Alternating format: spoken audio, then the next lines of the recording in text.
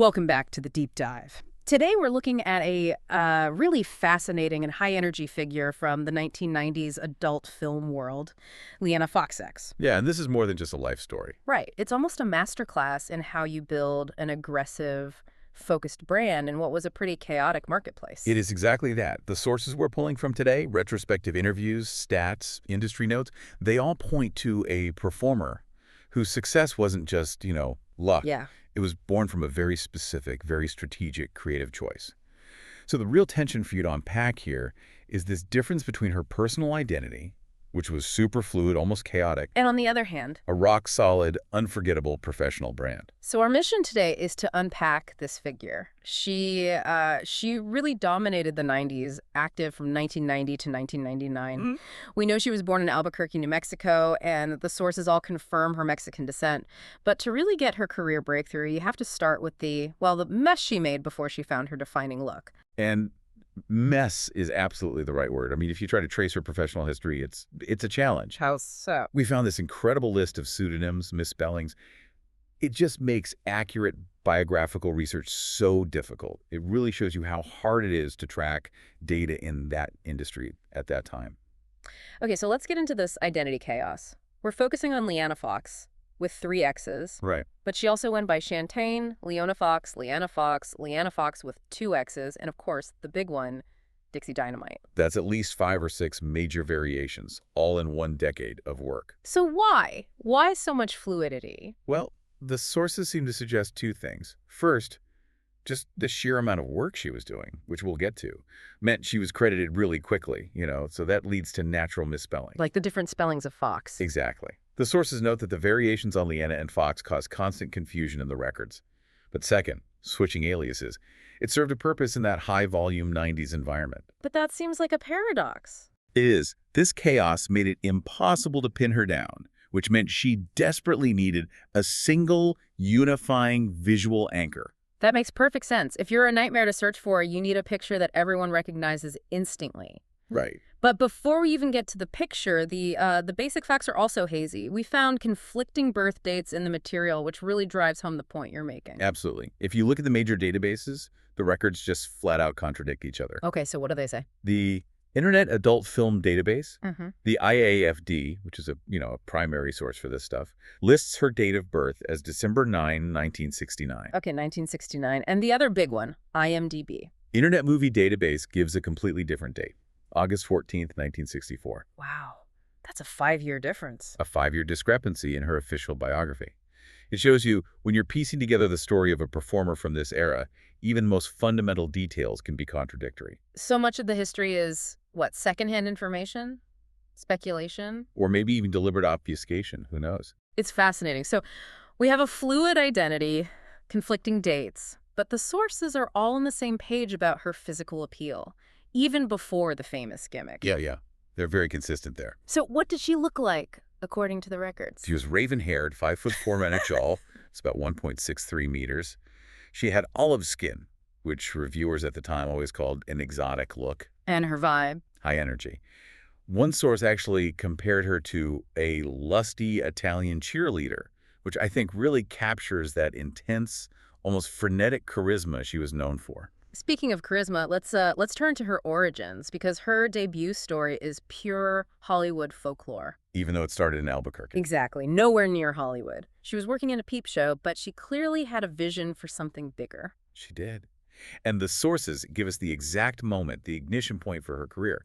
She saw a beautiful box cover for Caballero. Caballero, one of the major production houses at the time. Right. And here's where you see her initiative. She didn't just admire the cover and, wish she was on it. What'd she do? She called the 800 number, the one listed right there on the box. A general customer service line to launch a movie career. Yeah. That single move just shows a level of ambition and decisiveness that really sets her apart. So what happened when she called? The call eventually got her referred to the office of an industry figure named Jim South. And South was blunt with her. If you want to go from peep shows to features, you have to move. You have to come to California. The cost of entry was high. You had to be there. And she didn't hesitate. We have a great quote from her about this move. Oh yeah, the Beverly Hillbillies one. That's it. She said she'd just packed up and moved to California like the Beverly Hillbillies. It sounds so impulsive. It does, but that impulsive decisiveness is a total hallmark of her career, isn't it? It really is. But she was still learning the ropes when she got there. Oh, for sure. The anecdote about her arrival really tells that story. We have this detail about her flying out to visit World Modeling, a huge agency, for her first meeting. And she wore a three-piece suit. A three-piece suit. I mean, that's a major cultural misstep for that scene. A huge one. But it tells you so much about how she saw her career. She saw it as a business, a professional move. Right. A corporate endeavor. Exactly. It shows her ambition and her business mindset, but like zero understanding of the casual, almost rebellious culture she was trying to break into. And she even said that, right? She did. She noted that she felt too businessy compared to the other women she saw there. It's a fantastic little snapshot of an outsider trying to find her way. But it worked. Suits and all. Her first film credit was Dougie Hoser, MD for Loretta Sterling. Yep. But like we said, her legacy isn't built on her debut. It's built on a visual identity. So striking, it just completely blew past all the confusion with her name. Now we get to it. Let's talk about the birth of Dixie Dynamite. This is the turning point. This is the moment where the chaos of Leanna Foxxx is finally harnessed into the clarity of Dixie Dynamite. And the whole persona was built around one thing. One defining visual trademark, and it was not subtle. She was known for wearing a pair of impractically large prosthetic breasts. And this brings us back to that analytical question.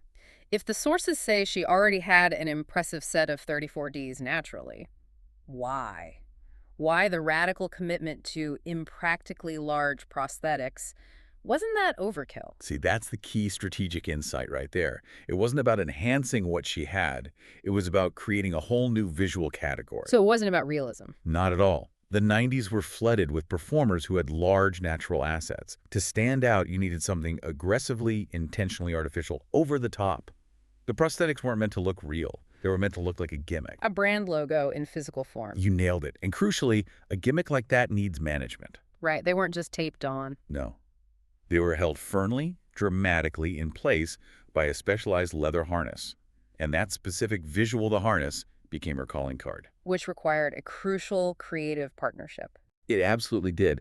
The Dixie Dynamite look would never have worked without the technical genius of a master leather craftsman named Mark Grissom. He was the one who created and fitted that original iconic harness. This is where the story gets really interesting to me, because this collaboration, it went way beyond just, a simple transaction. It really did. This was a partnership that redefined her entire career. And she knew it. Oh, she knew it. What's fascinating is how much she credited him.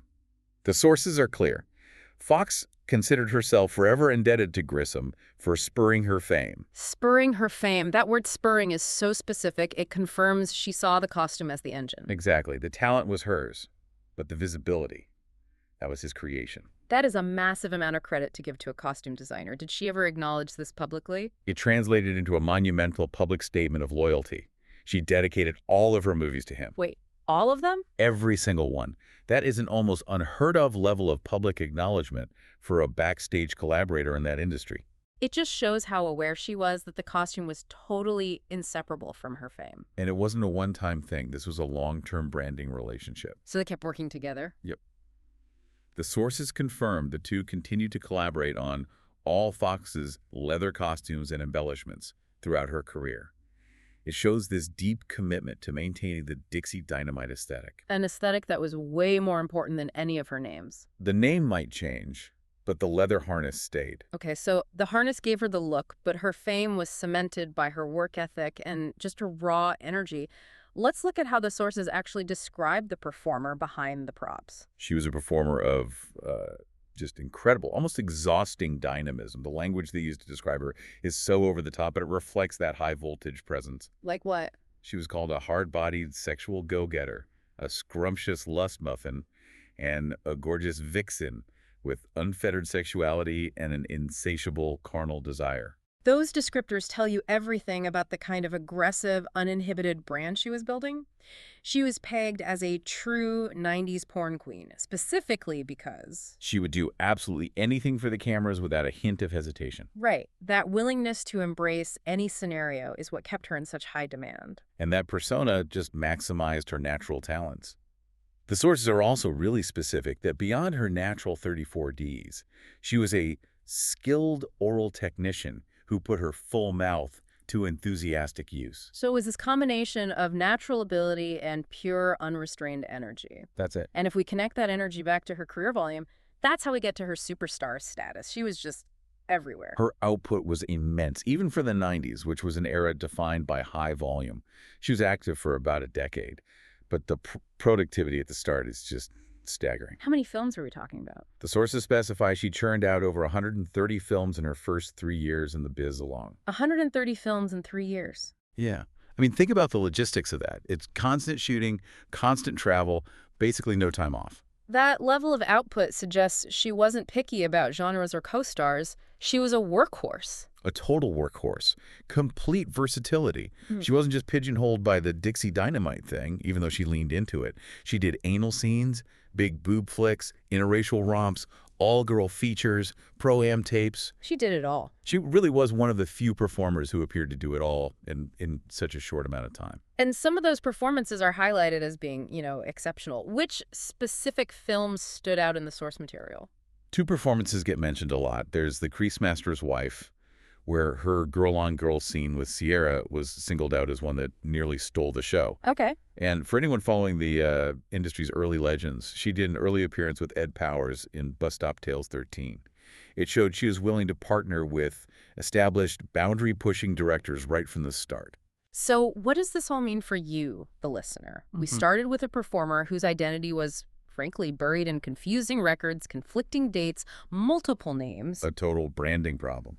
But she solved it by creating an aggressively distinct visual identity, Dixie Dynamite, and backing it up with an insane work ethic. Her story is a perfect case study in how niche fame is built. It shows that talent and volume, they're just the baseline requirements. Right. But true, lasting iconography that's often unlocked by a single, focused, and strategically over-the-top visual choice. She found her differentiating factor, and she fully leveraged the creative partnership needed to maintain it. She recognized that the chaos of Leanna Foxxx didn't matter because it was totally overshadowed by the singular power of the Dixie Dynamite harness. That prop was her shortcut to recognition. Exactly.